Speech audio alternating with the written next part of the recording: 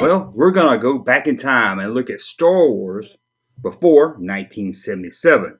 I'll call this video maybe The Road to 77. We're gonna look at Star Wars merchandise and maybe items that Lucasfilm or 20th Century Fox used or crew items leading up until the release of Star Wars May 25th, 1977. Production on Star Wars started March 22nd, 1976. Then the movie was titled The Star Wars. No one at this time in 1976 could have ever dreamed what a success Star Wars would be. Not just a big hit movie, but how it would change pop culture, change the course of filmmaking, and actually change the world. It was set for release of December 1976. Now before that release, 20th Century Fox wanted to get a buzz going. They had to start building hype. They couldn't just release a movie with no hype, so even before the film started filming in March, Lucas Limited and 20th Century Fox started working on icons for the movie, fonts for the movie, letterheads for the movie, things like that. And one of the earliest Star Wars related items ever made was a sticker bearing the graphic of the film title, The Star Wars. And we can see here the font used for this sticker is a lot different than the common font that we think of when we think Star Wars. The figure on the sticker was Luke Skywalker, but it was based on a Ralph McQuarrie concept art, not the actor Mark Hamill, who at this time wasn't cast. The stickers were mostly used by the film crew.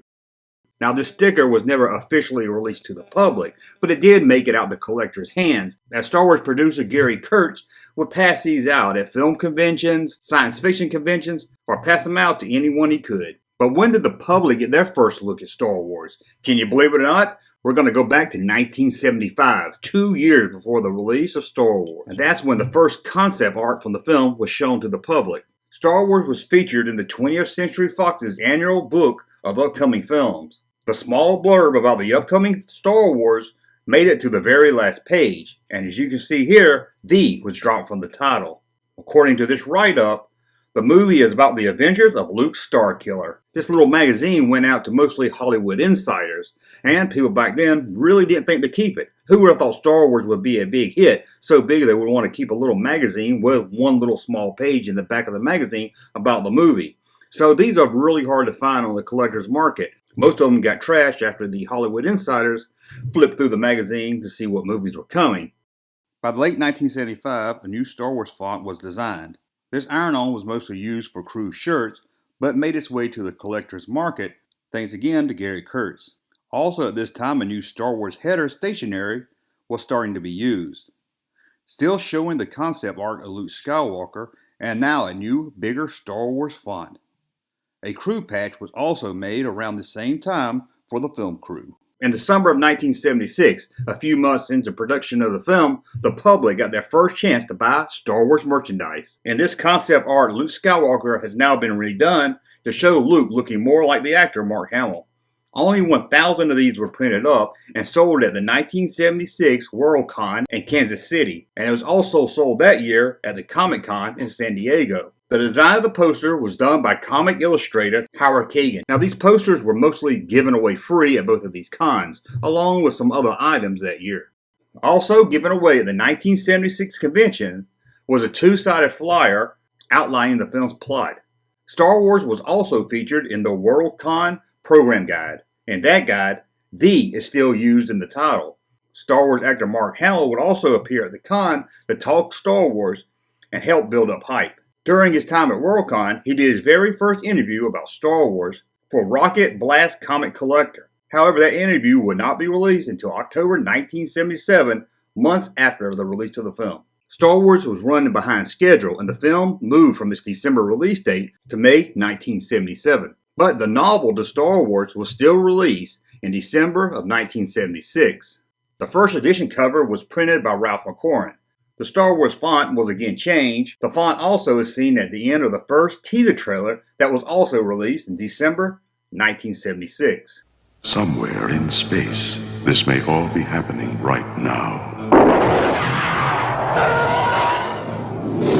20th Century Fox and George Lucas, the man who brought you American Graffiti, now bring you an adventure unlike anything on your planet. Star Wars. Here they come.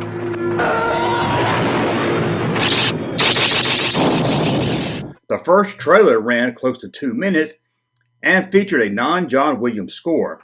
as John Williams would not come to write the score for Star Wars until March 1977. It's a big, sprawling space saga of rebellion and romance.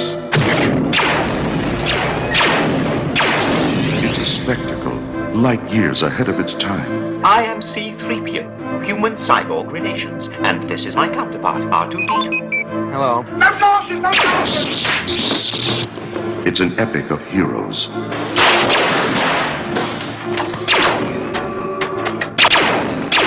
Good luck. And villains. And aliens from 1,000 worlds.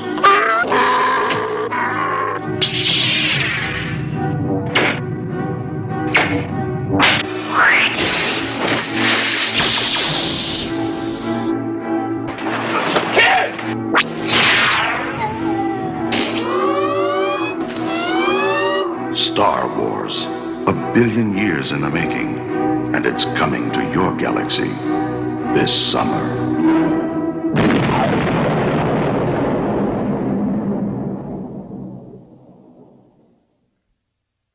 Some of the theaters that were running the Star Wars teaser trailer in December 1976 received Star Wars buttons for employees to wear or to give away to guests. For the button, we get yet another logo font, one that would be seen more often until the release of the film. December 1976 was a big year for promoting Star Wars. Not only did you get the teaser trailer and the free buttons at your local theater if you were lucky, also at the theater you got to see the Star Wars poster. This was just a plain, simple Star Wars poster with text telling people that Star Wars was coming out this summer. This poster gave Star Wars an event feel. It really hyped up the movie fans, at least science fiction fans, of a movie you had to see in the theater.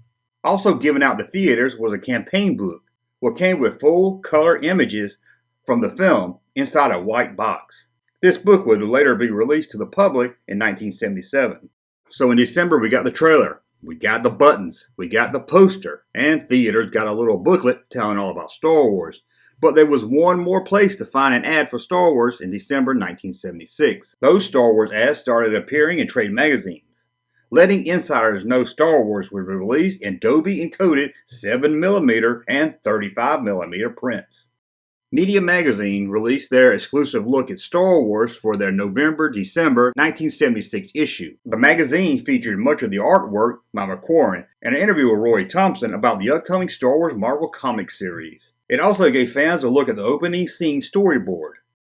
Other magazines would soon run their Star Wars issues also, such as American Film, Sight and Sound, and Fantasy magazines.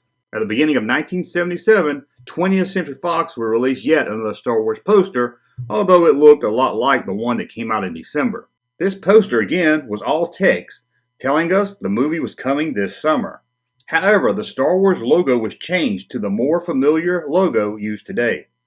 Also in early 1977, a second poster was released, also with just text, but this time we were given the famous opening tag a long time ago. And for the first time we got the official release date, May 25th, 1977. Also early in 1977, street advertisements started to hit for Star Wars. One of these was just the title of the film, but the other had the title with the teaser, An Entertainment Odyssey to the Edge of Your Imagination and Beyond. In March of 1977, Marvel would release the first issue of their Star Wars comic book series. This first issue was a retelling of about the first 20 minutes of the film. In April, a month before the official release of the film, 20th Century Fox released a press booklet. This book included 19 pages of blurbs, articles, and bios. Also in April, a full-page ad would run in Rolling Stone magazine. And back during this time, not only did you get TV spots on television and trailers in the movie theater, you also got trailers on your radio. As TV spots were starting to air across the nation, 20th Century Fox sent out to radio stations 30 to 60 second commercials on a 45 RPM record. Don't be alarmed. It's only a laser sword fight. Don't be scared. It's only the Death Star destroying another world. Relax. It's only a movie, and it's all for fun. Director George Lucas and 20th Century Fox present Star Wars. Rated PG. Parental guidance suggested.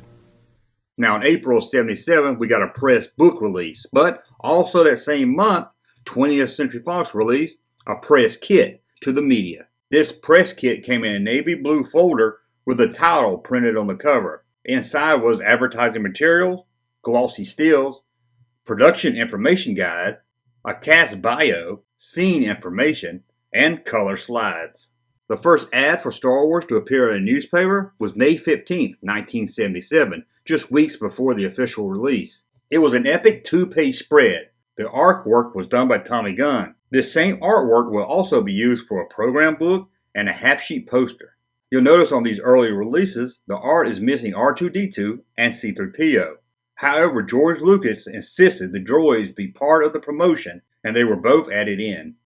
Now, the press was the first ones to get to see Star Wars.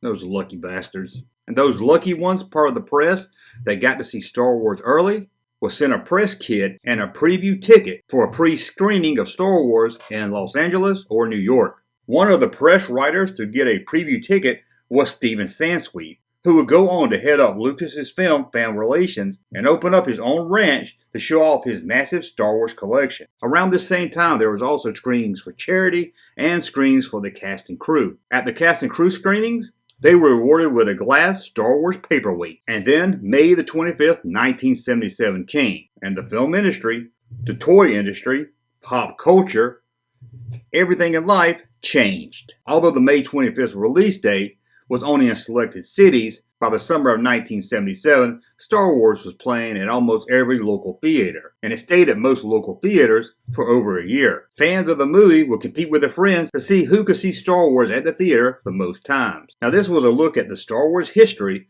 before May 25th, 1977. Hope you enjoyed this video. As always, please thumb up so I know you like my content, so I'll know what kind of videos to make more of. And in the comments below, let me know, do you remember Star Wars before it was released? Do you even remember a time before we knew what Star Wars was? Again, let me know in the comments below. Hey, Junkman channel popping though.